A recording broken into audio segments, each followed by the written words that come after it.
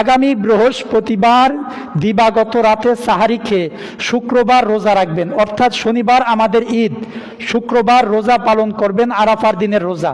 রাজি আছেন ইনশাআল্লাহ?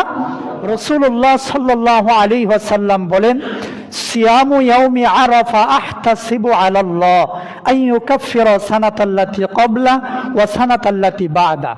রাসূলুল্লাহ সাল্লাল্লাহু আলাইহি ওয়াসাল্লাম বলেন, আরাফার দিনের একটা রোজা দ্বারা আমি আল্লাহর কাছে আশাবাদী, যেই ব্যক্তি আরাফার দিনের একটা রোজা রাখবে ওই ব্যক্তির পূর্বের এবং পরের 2 বছরের গুনাহ আল্লাহ তাআলা মাফ করে দেয়।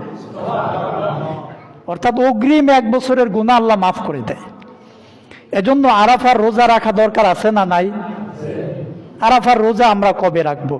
বৃহস্পতিবার রাতে সাহারি খেয়ে শুক্রবার রোজা রাখবেন। শনিবারে হলো ঈদ, শনিবারে কোনো রোজা নাই, শনিবারে রোজা রাখা সম্পূর্ণ হারাম।